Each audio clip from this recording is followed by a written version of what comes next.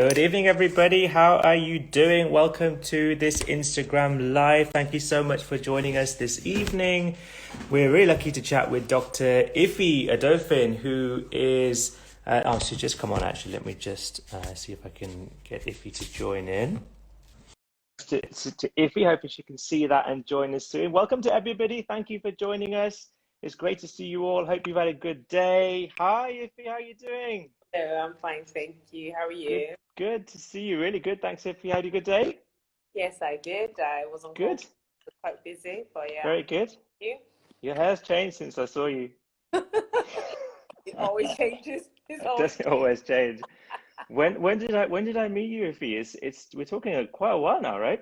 yeah. My baby is 2 and a bit, so around when Okay. about he was a baby then. He was about 6 months then. So Yeah. literally 2 years ago was the last time I saw you. Yep. Wow. Time flies, and I've seen you on social media doing some great things, and we'll talk about some of the things that you're doing Yeah. in a short while. But I remember seeing you. Yes, it was CSA. It was, I think, in Birmingham. Birmingham. And I remember you were preparing, I think your exam was fairly soon after I saw you. Yeah, it was. I was on mat leave, isn't it? So Yeah, yeah, I yeah. I decided to do whilst I was on mat leave, so I decided to attend the course, and it was really good. I was in a very dark place, obviously hormonal. Yeah.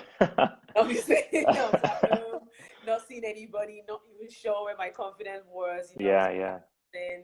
So yeah. coming to that course was like my everything at that time, and I was so thankful. Yeah, Well, I remember, I met Himanshi as well. She's lovely. She's still my friend till date. yeah, Himanshi, I remember you two gelled on that day so well. And I know you guys have stuck in touch, which is amazing. And that's one of the side things that happens on some of our courses. But yeah, I remember a very stressed Ife that day. Yeah. And now I see a very different Ife all over social media. So we're going to come on to exams later on and talk about that journey because it's a journey that a lot of trainees sometimes struggle with. And it's important to kind of get people's experiences. So we will touch on that. But for those of you guys who don't know Ife, just give me a quick introduction, Ife. What's your background? You're a GP right now, of Yeah. course. Yeah. But what was your background? So I am an international medical graduate. I've been here for about 10 years, coming up to 10 years now. When I got married, I moved into England because my husband was living here for so long. And I started medicine. I started to do medicine because I wanted to do medicine at the time. But then as time went on, I realized that I had so much more as a person to offer. And I realized that GP was the most flexible, that I could still do medicine as well as GP as a GP, if that makes Yeah. sense. And obviously I had one child as well. So there was so much to juggle at the time. So then I made a decision to transition to GP and I'm here now and I love it. I can do so many things. It's great. Yeah. Yeah. And we'll talk about that choice of GP as well, because it's often a difficult choice for people to make, especially when they come from different countries, they come with different plans. So what was because your base home was? Nigeria. I'm Nigerian. Nigeria. So you Yeah. trained in Nigeria, Well, came, I trained in Ghana, but Ghana is okay. Africa, so it's pretty similar. So neighboring countries. So I went there as a foreign student because at the time in Nigeria, medical schools were having strikes. Oh, So yeah, so it was a bit. So if you just had a bit of money, you could go to neighboring country and go as a foreign student okay. sail through. So yeah, I trained in Ghana, but it's similar systems. So Wow. very similar. Yeah, So you were IMG in Nigeria, absolutely. and then you came here, and you were an IMG here. Wow. Okay. Amazing. Okay, I didn't realize that. I didn't realize that you didn't train in Nigeria. Okay, so you trained in Ghana. Did you work in Nigeria, or did you come straight to the UK? So I worked in Nigeria for 1 year. So I was an IM Okay. for 1 year. I had to do an exam to go in, Okay. into Nigeria to do that Okay. house job as well. Yes. And then you came to the UK, and what was I mean, obviously GP wasn't top of your list when you first came. So what was going through your mind? What was the plan? Well, the plan was to do my MRCP and get into an ST2 training post. At the time, they had like ST2 standalone, Yeah. then start as a registrar. Yeah. So yeah, so I did my part one, and obviously I got my first job, which was a CT1, CT2 gastro job, which was absolutely diving into the deep end. Amazing, interesting. Yeah, I Yeah. loved it. I loved it. It was very, very stressful, and after which I went on to do some acute medical jobs, and then I went on to do geriatrics. So from my geriatrics, the plan was to then apply for an ST3 job. Yeah. So somewhere in the middle of my geriatric job, I got pregnant with my second daughter, and I had already started thinking about it. And I was like, you know what, this is, I love it. I still love it till date, but I felt like I needed a better work-life balance, and I felt like I had so much to offer than just MRI scans and CT scans and resource calls. Does that make sense? Yeah. It just became so monotonous. If it's not a crash call, then it's a crash call. Yeah. So then I took the exam and I got into GP Very good. with two children. Yeah. And we're gonna talk about being a GP trainee and being a mother as well, because that's a challenge that a lot of trainees go through as well. So we'll talk about that going forward. So you were a GP trainee whereabouts? Gloucestershire. I'm in Gloucestershire. Okay. Was that number one on your list when you chose your ranks? Well, my husband's been here for a long time, and Okay. he's sorted and stable here. He was working in a company where he was director for like almost 10 years, so he's been there for a while. Okay. So it's kind of like our base. Yeah. So that was high on your list. You got where you Yes. got your first choice. Well, it was I got my first choice, but it wasn't that straightforward. Yeah, but I got my first choice. Yeah, but that's good. I mean, wherever it is, you got your first choice, which is great. So it's the dream run so far. Yeah. So you started. What was your first rotation in? Was it all your rotations in Gloucester? Is there a main hospital in Gloucester? I've not worked there. I've been there. It was Gloucestershire Royal Hospital. So it was A&E. Okay. A&E was my first rotation, and it was interestingly very, very busy. Yeah. It was a familiar environment, to be fair, because I did my geriatric jobs there, where my consultant was expecting me to apply for an ST3 job there. Okay.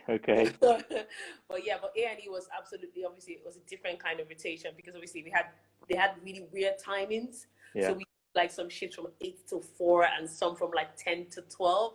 Yeah. It was really odd and very chaotic. It wasn't busy as in medically, it wasn't extra busy medically. It's just that it wasn't very, very unfriendly when it came to the hours I would have to work. And I feel like that created most of the tension we had amongst us trainees. Yeah. Very unsocial hours. That's the word, isn't it? Well, often that's what you hear, isn't it? And whether GP trainees are up north, down south, east, west, it's the same story when it comes to A&E, and they kind of look back at it and think, wow, I probably learned the most in that rotation, but it was the hardest in terms of getting my week balance right, because every day is different, every shift is different. Absolutely. So you started as A&E, and a really important point, actually, you worked in that hospital as a non-GP trainee, and then you carried on in that hospital as a GP trainee. How did you find that? Because there's a lot of docs who do other jobs and then they go into GP training. Were you perceived differently? Even though you knew the same people there, what was the vibe when they said, I'm a GP trainee now? Yeah, funny enough, there's this vibe about GP trainees that we're not serious. So I got, half the time I got the disappointed look, like, oh, you're not a GP trainee. Yeah. Like people look at you, oh, I thought you were one of the senior SHOs in the jail. I was like, no, I'm not a GP trainee. They're like, like, why have you left it? So I got that a lot. I got that look a lot of times. And I realized it wasn't just me. They were doing it to all the GP trainees. So in as much as people try to be nice, but a lot of slight condescending looks here and there and sort of things. But then it was, for me, it was familiar environment. So for example, as an A&E doctor, if I ever had to discuss something with a consultant, half the time I had post-takes with the consultant before, and I could just sort of call and say, can I have, yeah, exactly. So that bit was okay, but that's good. The perception was very. Yeah. I mean, this is a common story. This happened to myself when I was a GP trainee myself. It's the same. It's the same reaction that you sometimes get. Not always. There are some super consultants who really rate GP trainees, but there are some doctors who still think, yeah, it's kind of with second choice. Yeah. Or that was our backup and we didn't get into what we really wanted to do. And this is and I hear this a lot from IMG doctors, because they hear a lot of things from hospital, and then they kind of almost sometimes have that perception of general practice. It's really important to change that. And but it's interesting that you had that even though you knew them. People there. Which was interesting. So A&E, were you on 4-month rotations in ST1, I presume? So A&E, I think it was 3 rotations at a time. Yeah, so 4 months. 4 months, yeah. Time, yeah. So what was the rest of ST1? So ST1 was A&E, ONG, and pediatrics. Oh, God. Okay. Can you remember those days? How was ONG? I didn't like ONG. I didn't like it. And funny enough, ONG used to be my first choice in medical school. Okay. Yeah, obviously, then when I went to do house job in Nigeria, I realized that you'll be there all day, all night, 48 hours, Yeah. non-stop. Every woman had preeclampsia. It was crazy and manic in the Yeah. Yeah. hospital.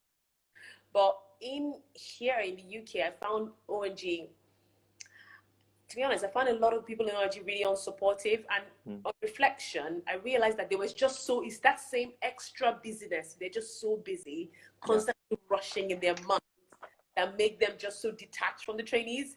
Yeah. You know what I mean? So there was just so much, there was just a gap, like a massive gap. You couldn't reach them. They were just so far away, even if they were present. Does that make sense? So Yeah. I like it.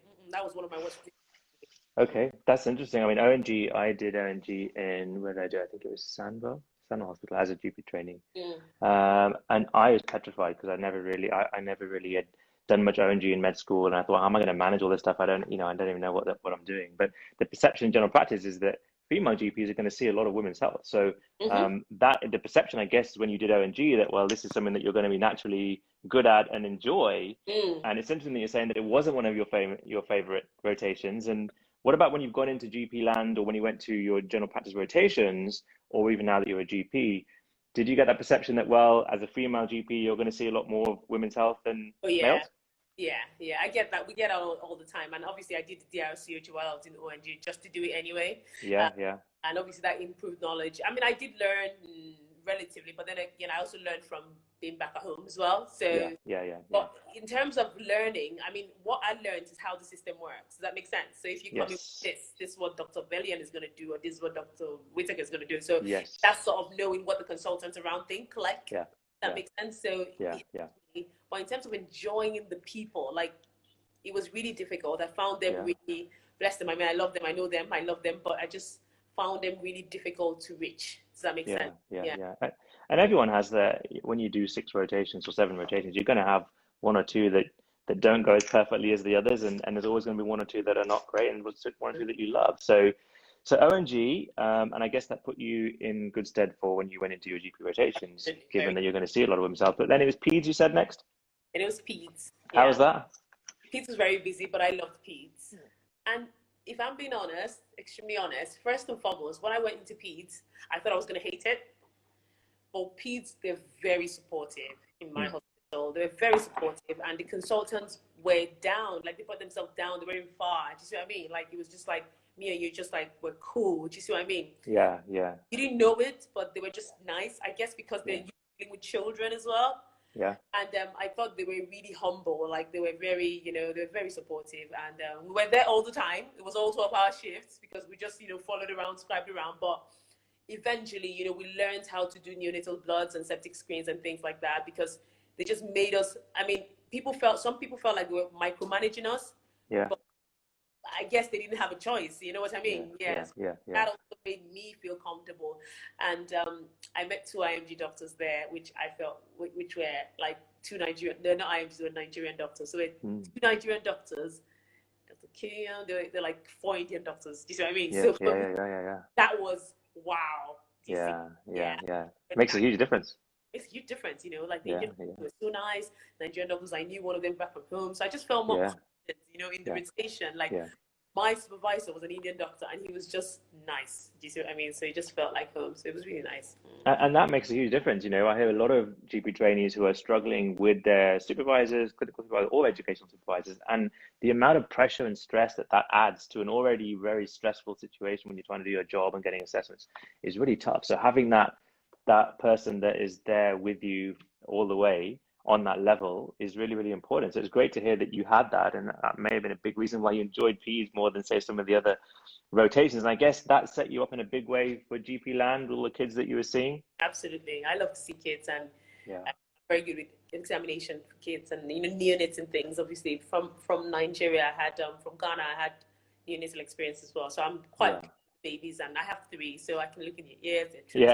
And dance for them and stuff like that. So it was really, and that's important, and I see that in peds as well, because when I did pediatrics, I didn't have any kids at that point. We didn't have any kids in the family, so I hadn't held a baby since I don't know how many years, and I was really worried. Like, what am I gonna say to a child? Like, I don't know what conversation to have. And actually, that 4 months for me was super important, because I got to to get used to and familiar with it. And interesting, you said that you had kids already at that point. So I guess you went into peds with perhaps a slightly different mindset other than fear, which is Yeah. what I had. And remember the day before my peds, go, what am I going to do on day one if I see a baby? But my consultants were super. And I think that is a general pediatric thing. You're right, because I was at St2 Hospital in West Mids, and the consultants were super. So it makes a huge difference. Yes. So ST1, any issues with ST1? Did you fly through ST1, assessments wise, learning logs, all that kind of stuff, portfolio? The portfolio, I think portfolio, I'm quite good on portfolio. In the fact that I had my education supervisor, lovely chap. He's here as a senior GP here. He's a pharmacy GP like you. He's an older guy, like late 50s, and he was really supportive of me. He's very loving. He's like a father figure. So he encouraged me to teach me how to reflect. Do you see what I mean? So normally you're not used to written reflections. You just sort of think and just, okay, maybe I should have done that better. But when you're writing the portfolio, they sort of have the section where they ask you, like, what do you think you can do to improve that? You know, so you get to think a bit more. So portfolio, I've always been good because I spent a lot of time in portfolio in ST1. I'll just open my computer and I'll just, think, and I'll just reflect. But obviously assessments were all okay, great. Good. But I knew that it wasn't very easy getting people to do assessments. So in a weird way, you had to select the people that will sign you off. Yeah. It's You tactical. have to be tactical. You have to look at the people who warm up to you, who appreciate your hard work, to say, oh, please, would you sign me up for that lumbar puncture for that place? So fly through it. And that's a good point. But that ability to go up to somebody and ask, can you do an assessment, doesn't come unless you put the effort in to be good with them, right? So it's a cycle. And sometimes people kind of say, well, I asked somebody for an assessment, but they didn't do it. I mean, how crazy is that? And you think, well, have you ever spoken to them before? And that's where, doing the day-to-day, getting involved, asking questions, showing initiative really pays off when you need those things doing, particularly when you've got a week to go. So that's super good. So ST1, no issues, straight through, conscientious as you were, portfolio up to date. Well, issues in ST1 would have been my MSF. Okay. A&E. What happened? So A&E got an MSF. It was okay, but there were one or two comments that were very random and off, and I had to be called for a meeting as a result of that. It wasn't overall failure. It was just one or two comments. I got a comment that, I'm being honest now, everyone, that I was a bit abrupt. Yeah, obviously it is very stressful, man. You know how it is. 100%. Yeah, so I was a bit abrupt, and maybe actually less abrupt. That was one of the MSFs, and the other one was saying something about interpersonal skills and are you there? Have I lost you? I'm here. About interpersonal skills and fitting in with the team. Yeah. Does that make sense? How did that make you feel when you got those? Of course, my face was flat. I was sad. I was sad. Yeah. Overall, it was a pass, but in our dictionary, when you get things like that, there is a thing where they say that they want to support people who they think may struggle. Yeah. Right? So I called for a meeting. Yeah. But tough. Tough. Yeah. That it wasn't a meeting of like, we're trying to fight you. It was just a meeting of trying to tell things to be sure that to see if I needed extra support and stuff like that. It was quite hard. Yeah. It was quite hard. You see, that's the, as medics, we're perfectionists, right? And you see one little dot on the piece of paper that's not right, and you think, oh gosh, that's the whole paper's not Absolutely. Right. Yeah, so that's amazing. But I guess looking back at that, you probably got a huge amount out of those two. You or me? I'm losing. I've got you. Ooh. No, I think if he's gone, hopefully she'll rejoin in a second. But really interesting so far. To any GP trainees who are watching, or any of you who are thinking about GP training, it's really interesting to see an insight into if he's ST1 years. Hopefully we'll get her back and talk about ST2 and ST3. And some of the challenges, as you mentioned, are some of the negative points that come up on portfolio and how that affects us as doctors, and how we recover and how we reflect. And also the importance of making an effort with supervisors, trainers, educational supervisors. I think she's gone, so I'll see if I can just add her back in. So when she comes back, we're going to talk about ST2, we're going to talk about ST3, we're going to talk about the exams. I met Iffy first on a CSA course, and she'll be telling you about her story about how trainees can struggle with exams and how you can overcome and get that confidence back. Hey, Iffy, I can see. Oh, yeah, got you back. Yeah. What was that? Was that me or you? I don't know. We were running. We were still running, but we lost you for some reason. Whether it's me or you, I'm not sure. But we got you back.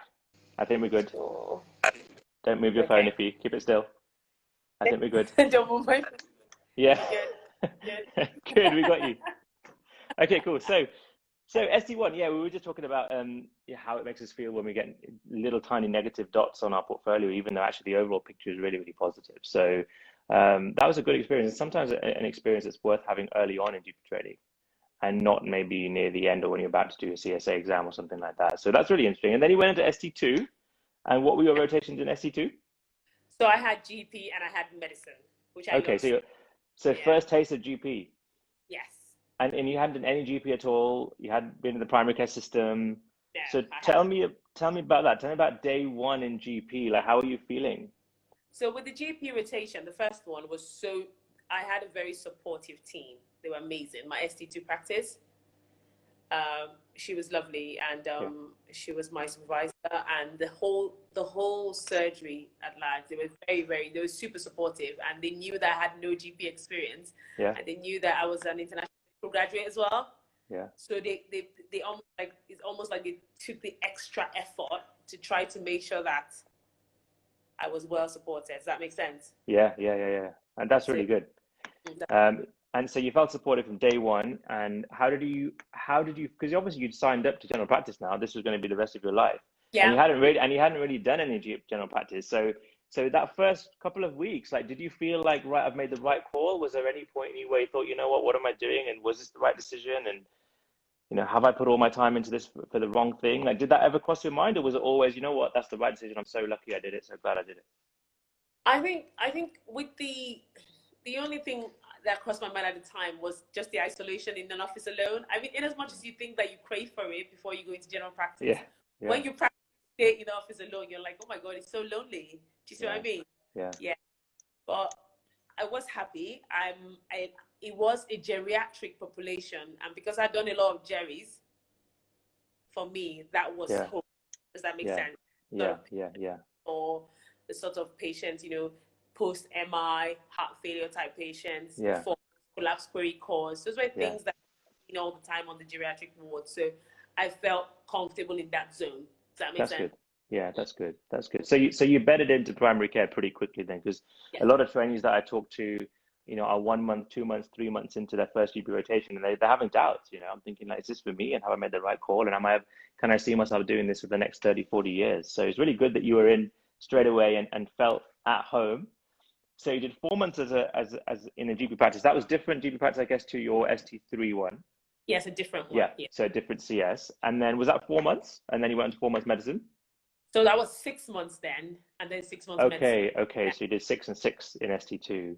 Yeah. So actually you did 18 months general practice in total then, Yeah. 18 months which general is practice. which is really good. So I did 12, I did 16. So I would have loved to do an extra couple of months in Oh, general practice. So that was really good. So then, and how was it then going back from general practice back into the hospital environment then? Because you'd just done 6 months, you'd got into the primary care system, and then you had to go back into on-calls and nights and all that kind of stuff. How was that?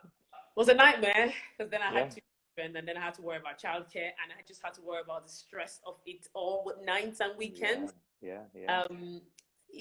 But it wasn't that uninteresting because I went back to medicine. I went Yeah, back to safe haven. Does that make sense? I went yeah. to a stroke ward, which I'd never done stroke before. It was quite different, but it was all stroke and Jerry's mixed together. Okay. So it was pretty much, like I said, it was a safe haven for me. With my stroke job, I felt supported because I had consultants who were from various parts of the world, and Yeah, it all matters when yeah, your CS, like his name was Dr. Obaid. He from yeah, maybe, do you know what I mean? Probably Iraq yeah, or something. Lovely yeah. chap, very smart chap. So I had those sort of people around me, so I felt supported, and it was a safe rotation for me. And after my stroke in that 6 months, so what happened was I did 3 months of stroke and 3 months of medicine of Okay, geriatrics. okay. Yes, 3 months of stroke. I had Omar was my supervisor, and Yeah, 3 months of medicine. Muhammad was my supervisor. So it was just yeah, so yeah. nice being Yeah. so, Okay. yeah. And was AKT coming up around this time? Like, when was AKT? Funny enough, AKT was in ST2 Yeah, part one when I was in GP. Okay, in GP land. Yeah, yeah. And was that a decision you'd made pretty early in ST1 that I'm going to try and get AKT out the way then? Yes, that was a decision I made early Okay. because of the dynamics of this half day study day. I Yes. utilize my half days to be able to study for exams. Does that make sense? Yeah.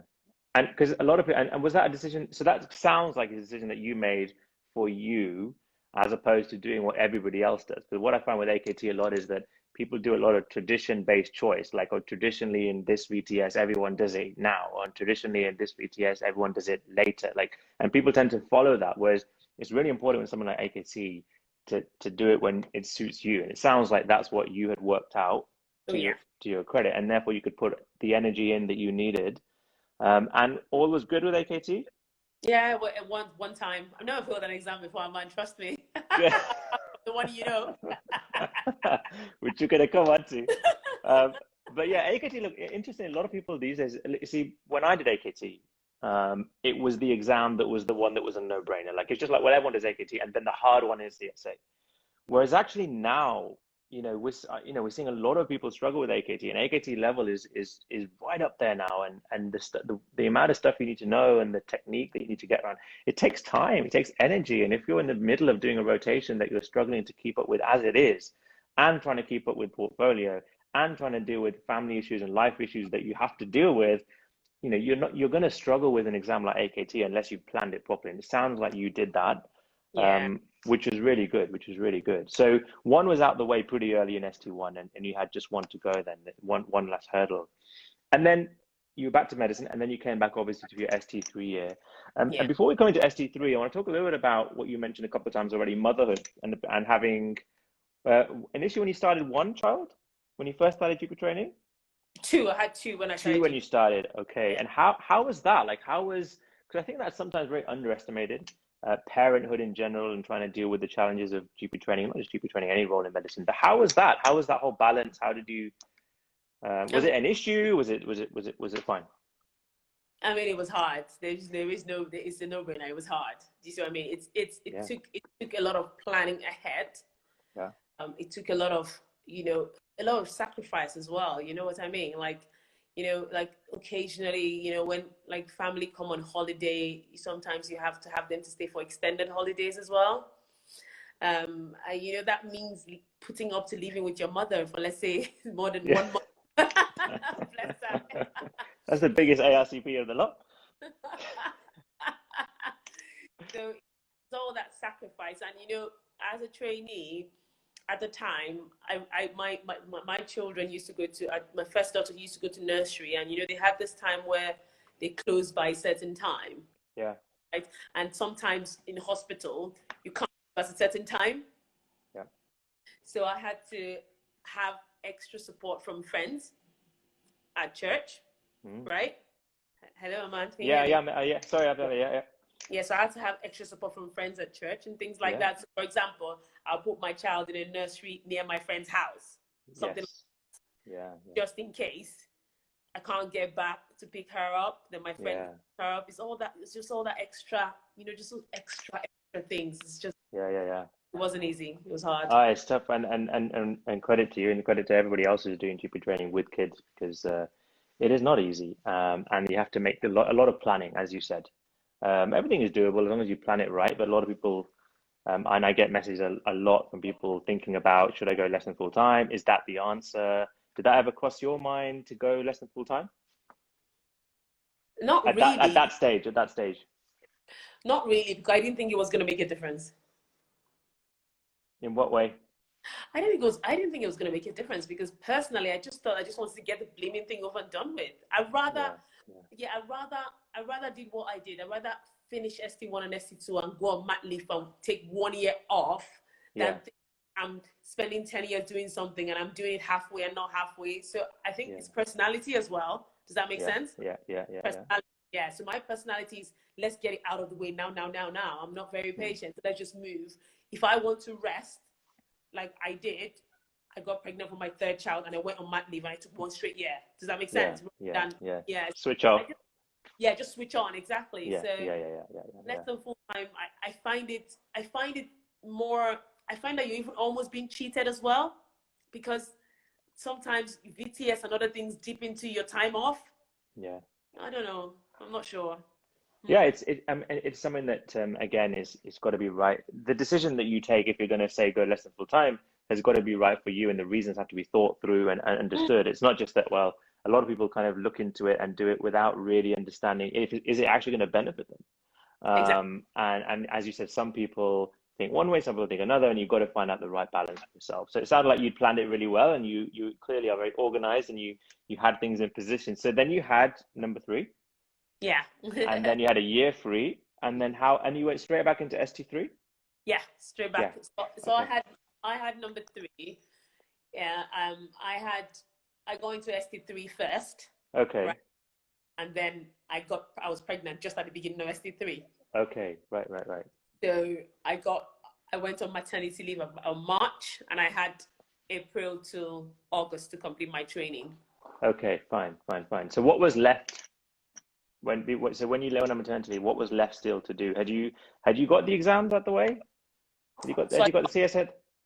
So I did my first CSC whilst I was pregnant in ST3, mid-pregnancy, around 20 something weeks. Okay.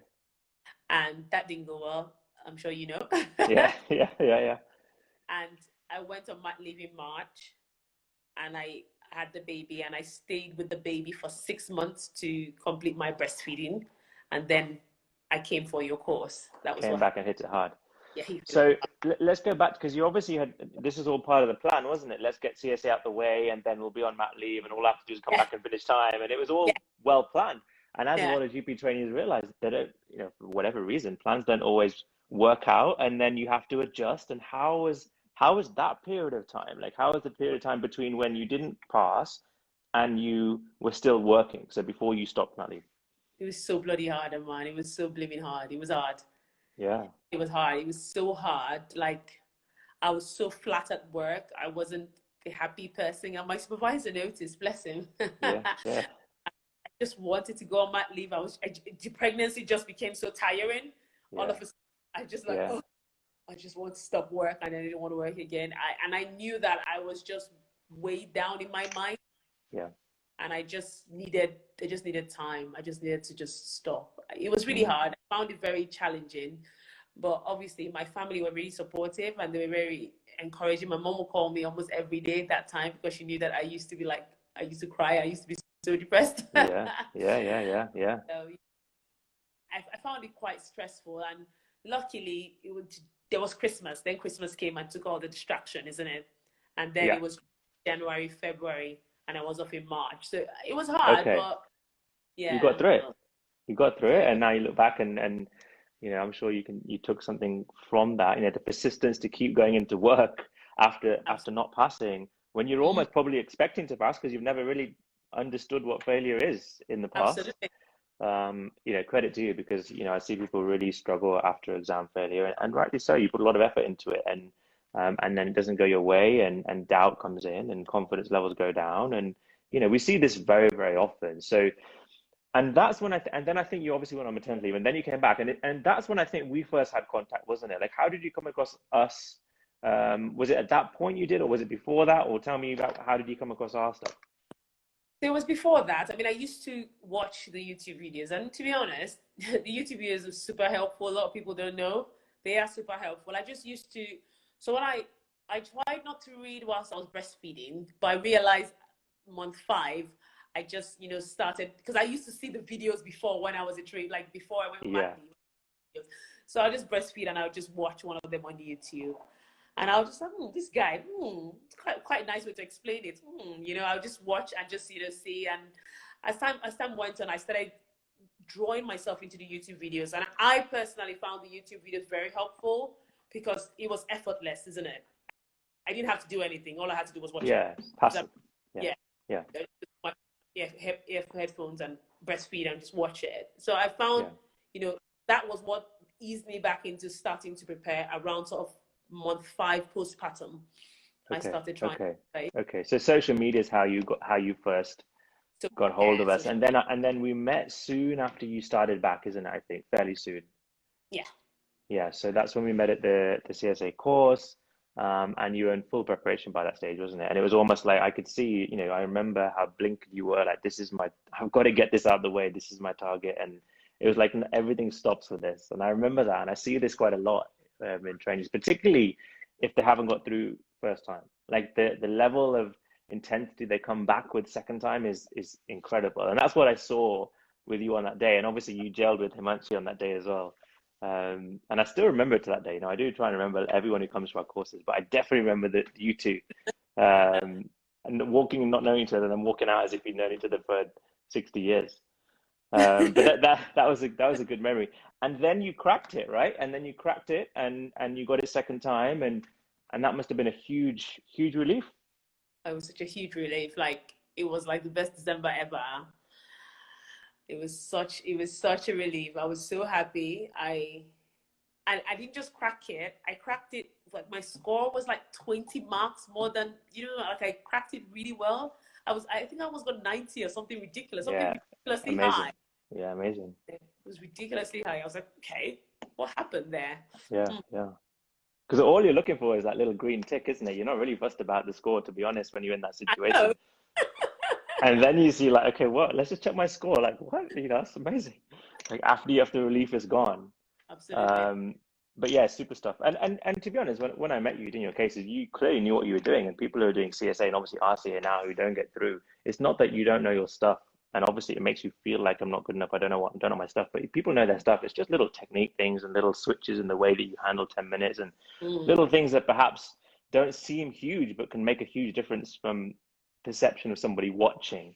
Yeah, exactly. Of how it looks, and those things hopefully you took on board and evidently turned it around. So then it was all downhill and you could see the end. And when did you start planning after training? Like what point was it that you started thinking about, okay, what am I going to do when I come out the other end? I think that was once I cleared my CSA in December. That was when my brain just sort of opened and I was like, okay, now is my chance. What do I want to do with myself? I learned a lot from the journey, I learned a lot from the failure in itself. Do you see what I mean? Like, just the process, you know? It was like one of my friends told me once we did December that we should write it again in March. I told her I needed at least 7 months to grieve the CSA failure. Like literally, I learned so much that I just needed to just grieve. Yeah. I felt like I lost somebody. Do you see what I mean? Yeah. So, I remember getting messages of me. I remember getting WhatsApps. But it's good. But that's important. Like that's why I'm. You know, you need an outlet. You need people to just ask questions. You need people to just give you a bit of a boost.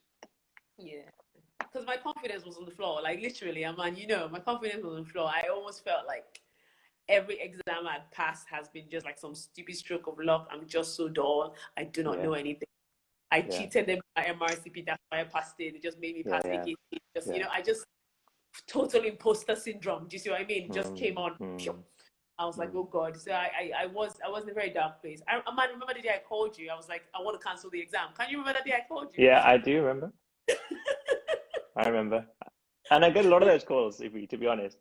Like, you know, there's normal doubts. Like, should I postpone it? And I think, and the usual thing I say is, look, okay, you can postpone it, but you're going to be the same a month before the next one. Like, it's not going to be any different. And sometimes people just need to hear that to think, okay, yeah, what am I thinking about postponing? I'm just going to get out of the way. And hopefully that's what happened. Obviously, you got through it, which is great. And then you just have that end bit to do. So no problems with assessment and ARCP and all that kind of stuff was straight through in year 3. So far, I mean, with ARCPs and things, so far, I mean, to be fair, I'm quite good with portfolio. The only bits, like I said, I would have had maybe 1 or 2 comments in MSF. Yeah. I saw call me, say why that person put that comment there, and I had 1 in ST1 in A&E. In ST3, I had 1 as well, and my supervisor and I had a meeting about it, but he literally just said, you know what?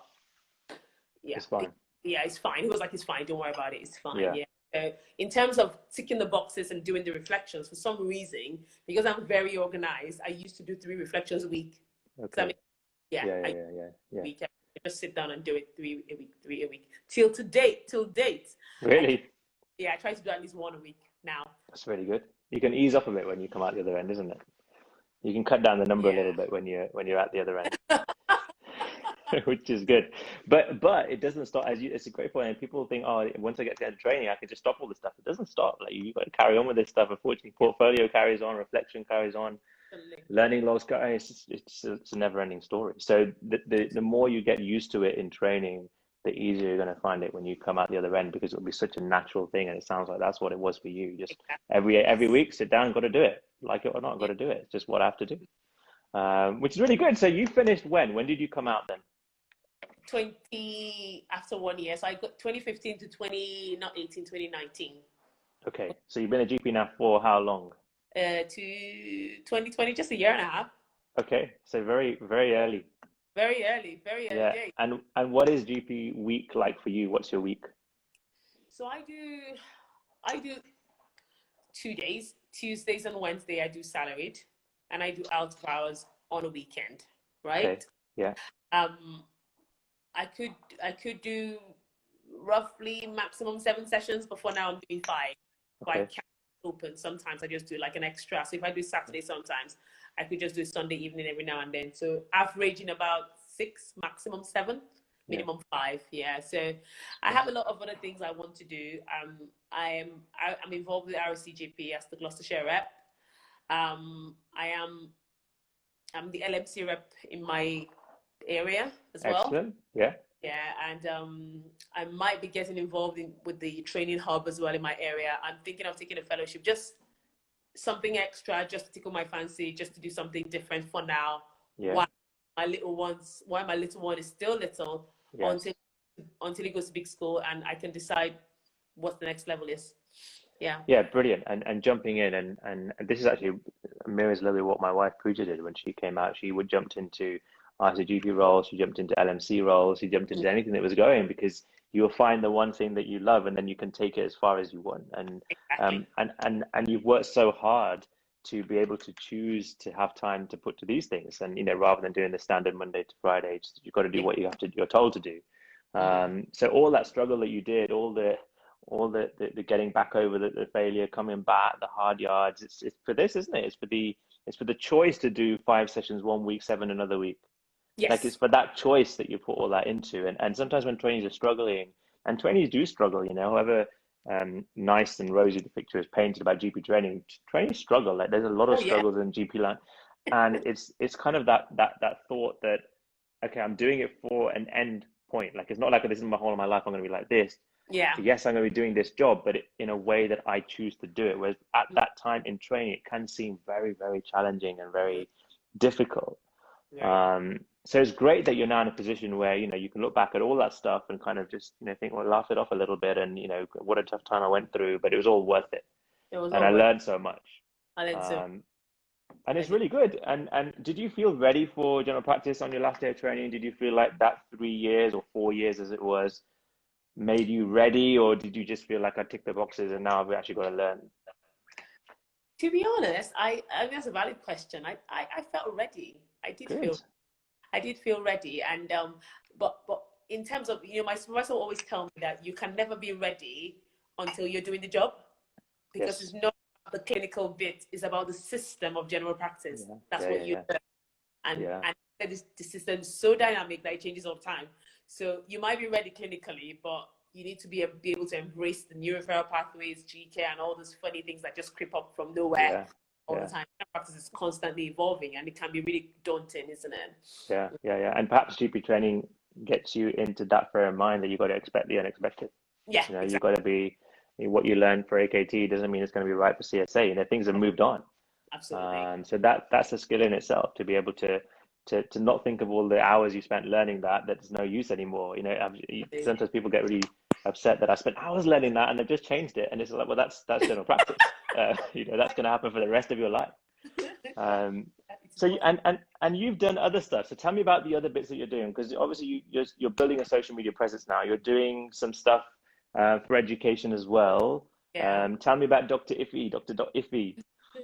So Dr. Iffy is basically coaching and consult. So I did an online coaching diploma, and because I love people, you see, I love to talk and I love to help, you see. So, and I love to also motivate. And that was one of the things that drew me to you as well. Even if you're an educator, some of your messages used to be so inspiring. I was like, these are the sort of people we need in this world. We need positivity. We need ginger. We need happiness. We need, we need all Yeah. that. Yeah. So I did that. And I have my niche particularly will be healthcare professionals, possibly international medical graduates, possibly locals, but it's just basically to motivate. Like I like to do CVs, I like to do I like to do interview preparations, just take people through that journey of their Yeah. career. Not Yeah. particularly, I'm not exam focused. I tell people I'm not not like I'm not interested, but I'm just not exam focused. We Yeah. leave exam for Dr. Amana Arora and the rest of Yeah. them. So, but I just love to let people learn on the journey that it's not always negative. Yeah. We can always, if we plan it properly, if we pitch it properly, if we attend this course, go to Dr. Amona's course, do this and do that, it will all come out in the end better. In terms of things like CV and interview preparations, I have a passion for that as well. Because for me, that was one of my struggles coming into England, trying to build up my NHS profile to the point where I could get employability. I realized a lot of international medical graduates, we don't know how to sell ourselves properly. We're just sketchy. Yeah. So I have sessions where I take people through how to build it properly, how to make yourself more marketable, how to make yourself look more presentable, Excellent. and how to present yourself better at your interview. I'm not great at doing it, but I can teach you how to do it. Look, it's really good, and I've seen some of your videos and stuff, and they're on point. They're on point, and they're not full of rubbish and just waffle. It's quality things. So have a look. What's the site? How can people find you, Ify? What are the handles that you've got? How can people find you? Facebook, Insta. What are the handles? Yeah, so I use just one Instagram page, dr.ify.o, and the Facebook is just Dr. Ify, and I have a website, drify.co.uk. Yeah, it's interesting. Fantastic. Yeah. Fantastic. Good stuff. Interestingly, after when I was doing medicine, I did my MICP 1 and 2. And once I passed my CSA and I became a GP, I went on to do my PACES. And I felt like that failure of that CSA put me on a different pedestal preparing for my PACES. Does that make sense? Very good, yeah. Sometimes, when I coach people, I'm like, sometimes you go through things. People say PACES and MICP is a harder exam, but that's not my story. See, that's not my story. To me, I'm like, one off. Like my score in my was so high that when I look, I see your face. I'm like, yeah, because I went for a man of course. That's why I practiced. Like literally. So I'm like, even when saying the MRCP is so hard, and then the CSA, what's the problem? So you just realize that sometimes it's not always what is hard for everybody that will be hard for you. Yeah. So go through things just to learn, really. Absolutely. And the hard thing is at the time to keep reminding yourself of that, because at the time it's down and doom and gloom, and it's all like, oh my gosh, how am I going to do it? And it's so important to look at that bigger picture and think, look, this is a tiny blip in my career. Like I've got a 40, 50-year career. Like this is like a dot in it. Whereas at the moment that dot seems like the biggest hole in the world. Thing so ever. Yeah, perspective is a wonderful thing when you look back. Hard when you're in it at the time. But Ify, thank you so much. I mean, this has been so useful, and thank you for everyone who's put the comments in, and we've gone over a little bit, but I hope it's been of some value. This will be up on all of our social media channels. Arora Medical Education will be on the website at some point soon. Ify, hopefully we can do one of these in the future going forward. Yes, looking forward to coming for the real life conference face to face after COVID. Yeah, absolutely. And we were supposed to get you one on before, but obviously got cancelled. But we will be getting you back. Just a quick note for anybody watching this Insta, whoever watches any of our Insta lives, we do have a 10% discount for you Insta watchers. So if you head to the website on any of our courses or products, you can use the code Arora Insta10, ARORA INSTA10, and I'll get you 10% off any Arora product or course, whether it's PLAB, medical school, MRCGP, or MSRA. Ify, thank you so much for your time. You've been awesome as always. Love your energy, and we'll see you very soon. All right, say me well to the baby. Okay, oh, thank you. Take care. Bye. Bye.